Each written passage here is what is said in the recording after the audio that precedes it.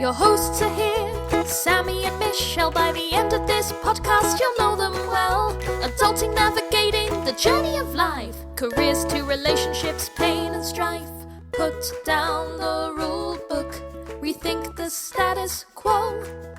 If there's another direction you wanna go, find purpose, passion and mastery in all that you do with Status Post Adulting.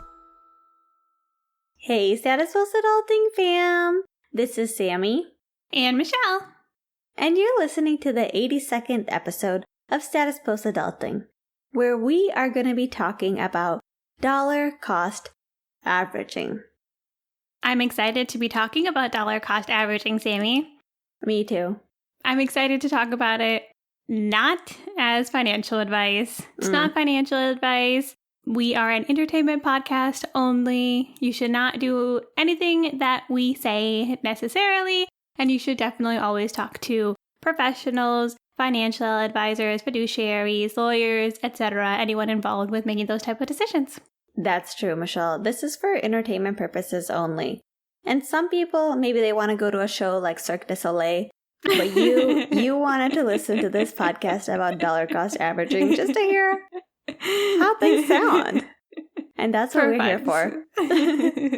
One reason we thought it would be a good reason to talk about dollar cost averaging is, especially right now with the market going up and down, people might be thinking, oh, should I adjust my investment strategy? Should I run into the market right now? If you're wondering in general how to invest in the stock market and in index funds, we have a whole episode about that we'll link to the show notes. But we did want to talk about one strategy that's out there that you might want to consider, which is the superior strategy. Which is, spoiler alert, which is dollar cost averaging.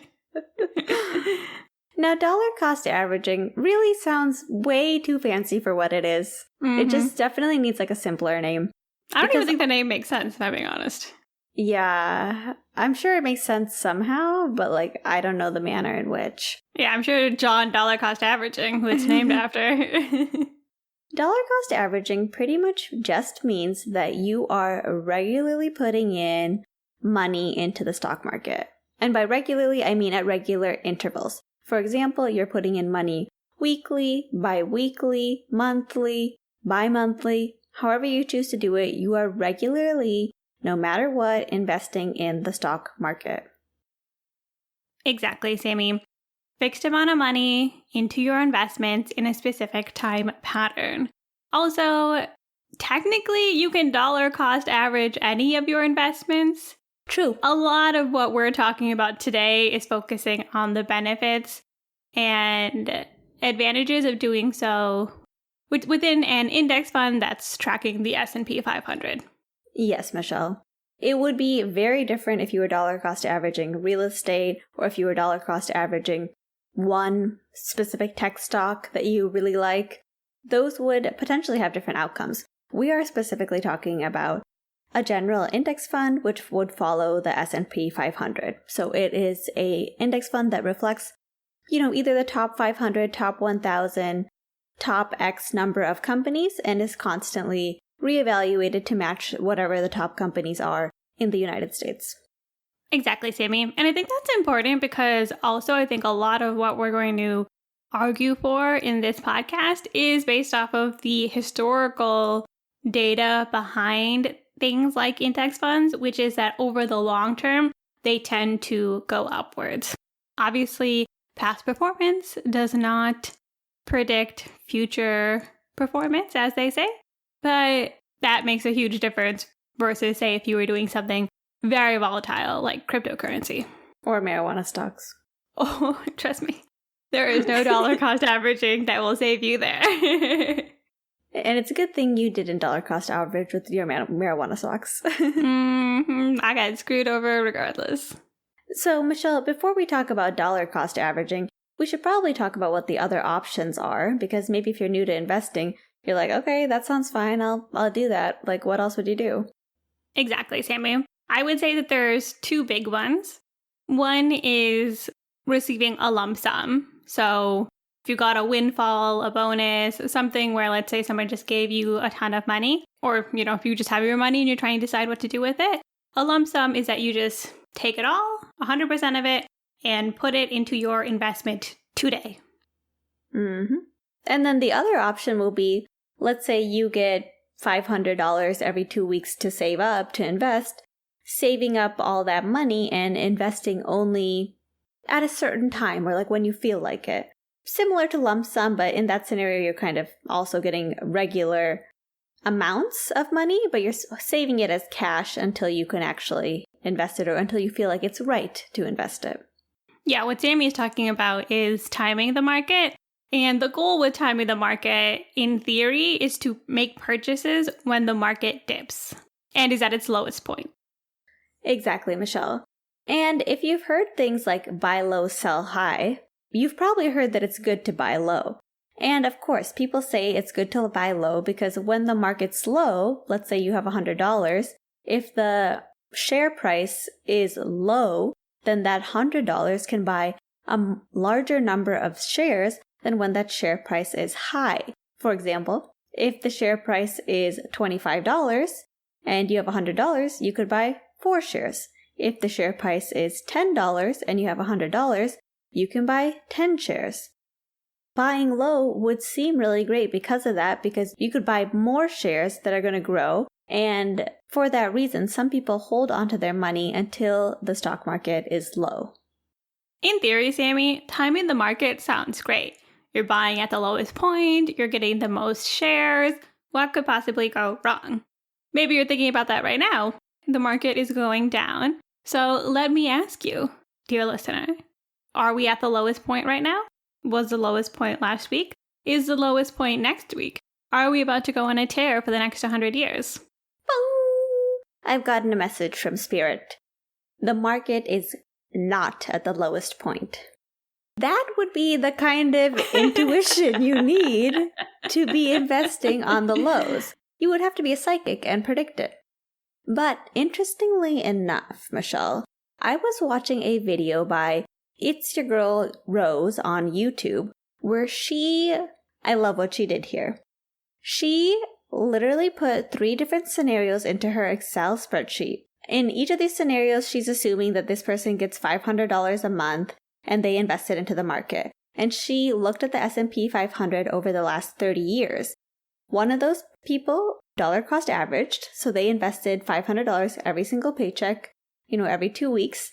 The other one would hold the $500 and only invested on the lows. And then the other scenario was just like a terrible scenario for funsies where they only invested on the highs. Which happens. So what she found is the dollar cost averaging scenario still made the most amount of money, even more than investing on the lows. And we'll link to the video so that you guys can see all the exact numbers. And I think part of the reason for that is that even though the lows can be quite memorable, the lows are actually not that common. The stock market is actually going up most of the time. Let's say it was 2010 and you were like, oh, I don't want to invest because the market's not at a low. Well, then next thing you know, it's 2015, it's 2019, it's 2020, and the market has gone on a sharp incline. And you missed out on all of that because you were waiting for the market to drop, not realizing that, truthfully, the market is actually a glass of water that is half full. It is mostly up. It's so true, Sammie. And it's not just our girl Rose. Other people have done these calculations as well. And what they find is that, as I think Warren Buffett first said, very common phrase now, time in the market beats timing the market. That's right, Michelle. Time in the market beats timing the market.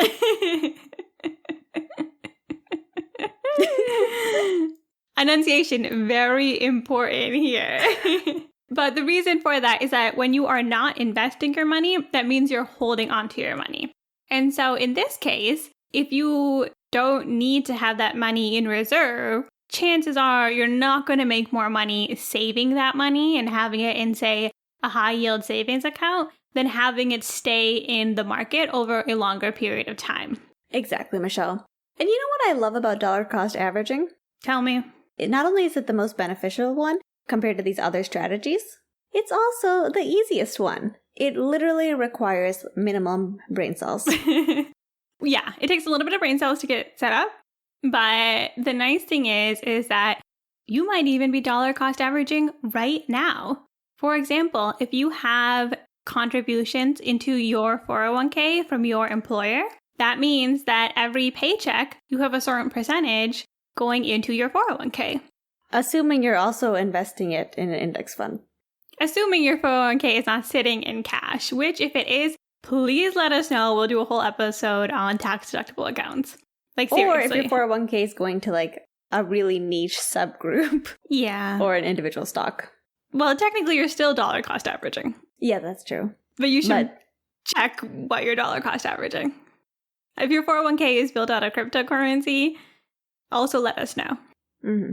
Probably the worst option. I think marijuana stocks are the worst option.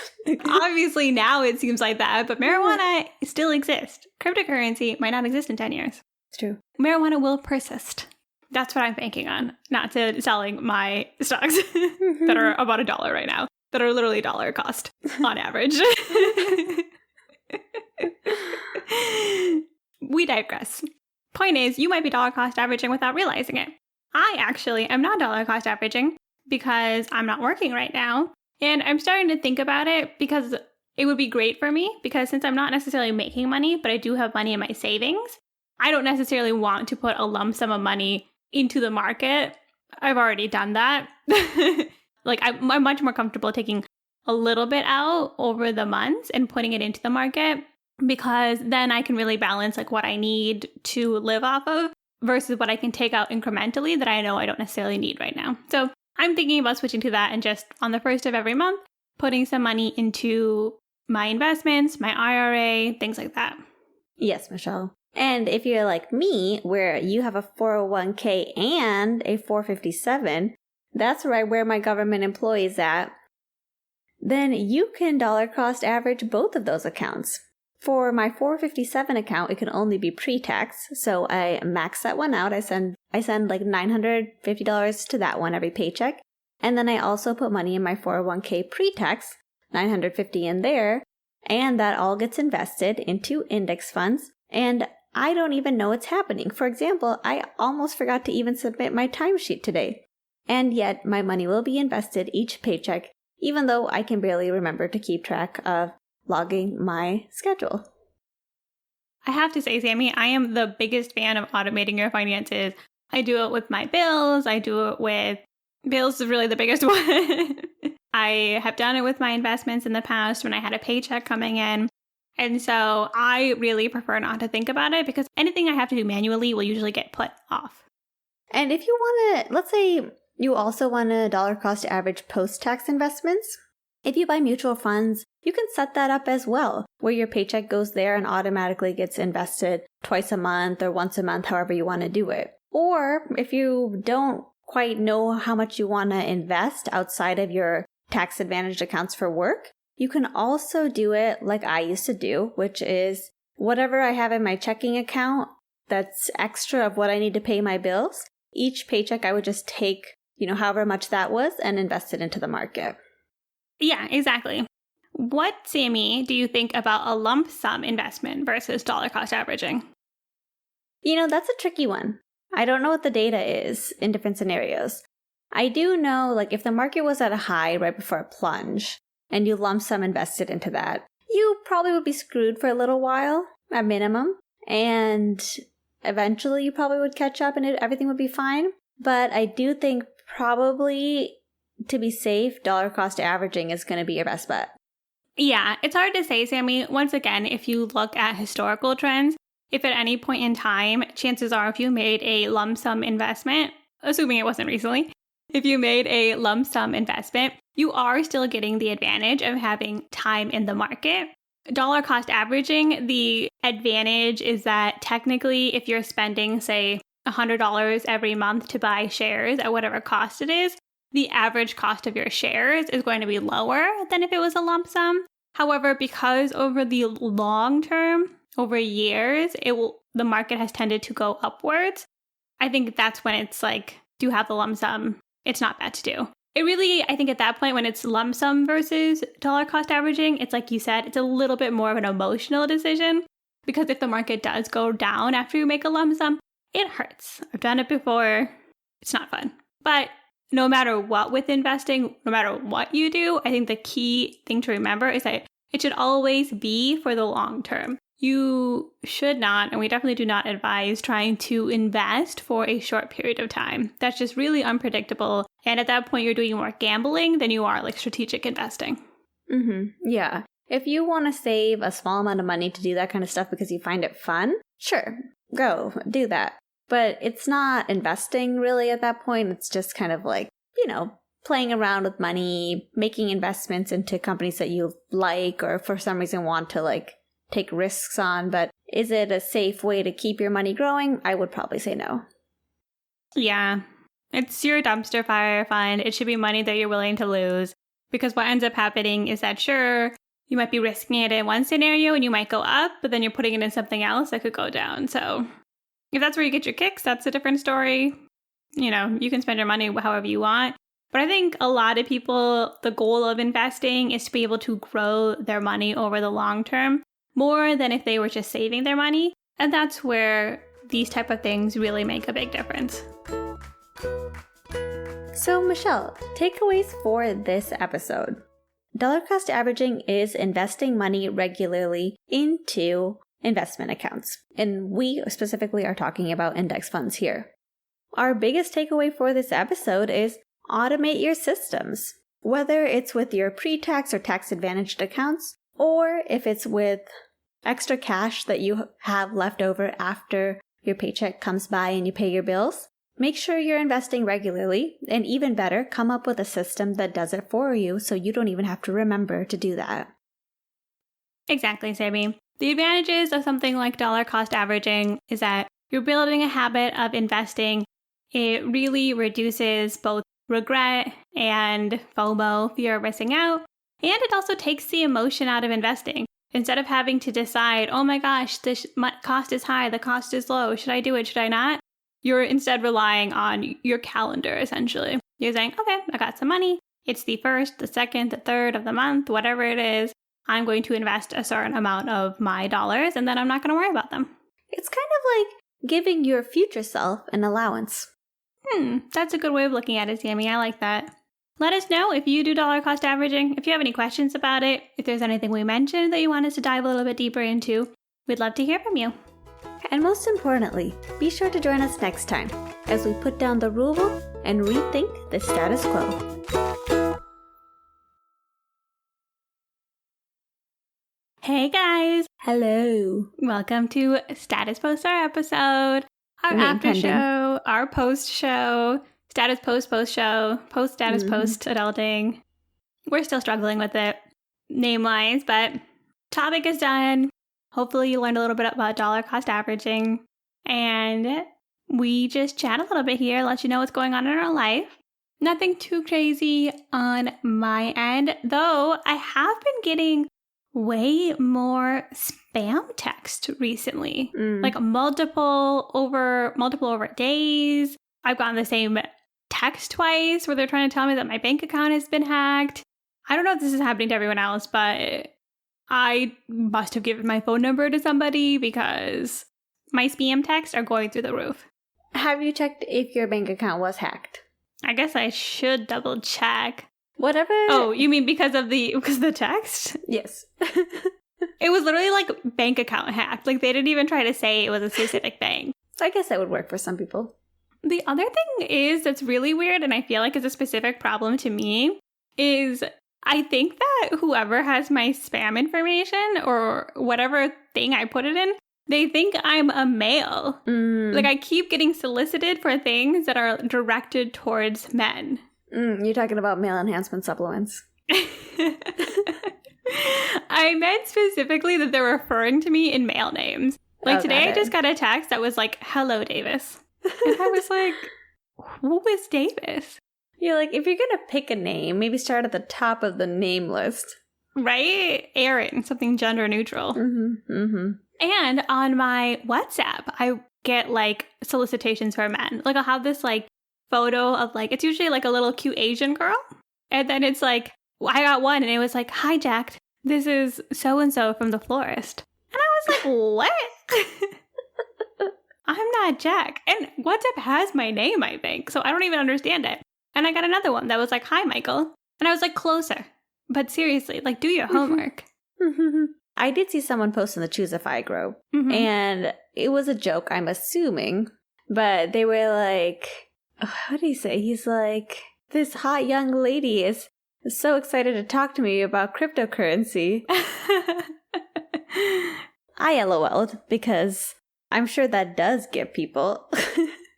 Well, we talked about your whole dating situation last week. But I do feel like men are like a little bit more, it's not that I think they're more susceptible to it. I think you can do less. I feel like you have to really invest your time if you want to scam a woman. But dating scams are on the rise. Like I think I have to look up the number, but it's like millions of dollars lost to people through dating scams. So be careful out there, all of you. Yeah, that is kind of freaky when you think about it.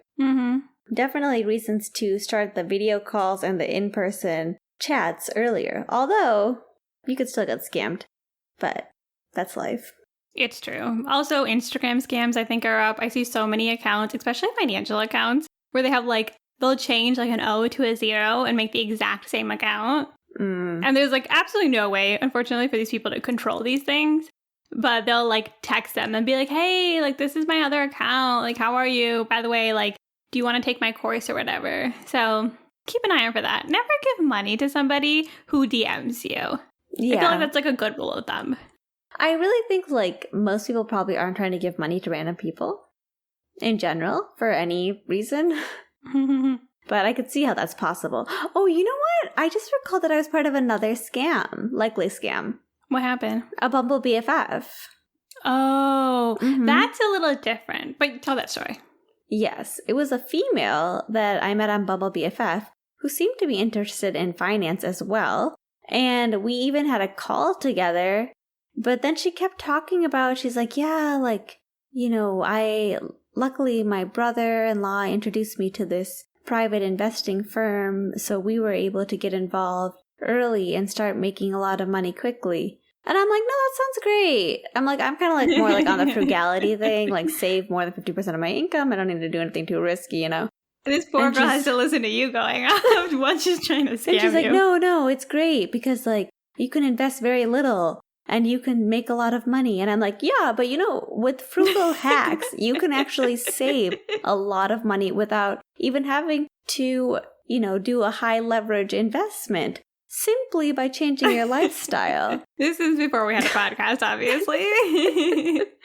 And yeah, she just kept going on about it. And, you know, even before I realized she was a scam, I'm like, this girl's obsessed with this thing. I'm like, I don't know what's going to work out for her. I like how you guys have like a battle of like, she has her little MLM scheme and then you have your like pedantic, like, oh, no, I must tell you a better solution. But that is a thing. There are people. I'm like, save your receipts and then track it all in a spreadsheet. You don't even have to do anything crazy. Put it in an index fund. Solid system. Involves like zero work. This is also a low time investment. Me, right? But no, this is like literally almost no time investment. You're like, girl, I think you're getting scammed. I was like, who's your brother-in-law? Grant Cardone. Yeah, I think definitely keep an eye out because there is this like MLM scheme I've seen where people, it's like a financial coach like scheme. And basically what happens, it's like a pyramid scheme, is that there's, I don't know if it's one company or multiple companies, but I've seen people do this on LinkedIn and they train you to be a financial coach. So then you pay them. I think that's where the payout comes in. Like they approach you and they're like, hey, like I have this really good idea for like money and stuff. And you're like, okay. And they're like, and you should be a teacher for this. And so then what you have to do is you have to go and solicit students and then they pay you. It's like Cutco Nice, but for financial information. Interesting. It's like the yoga teacher situation. Yoga teacher training. Oh, yeah. Anyway, that's all we have for today. Thanks for listening, guys. Yes. Do not get involved in any scams while we are gone. Peace out. Bye.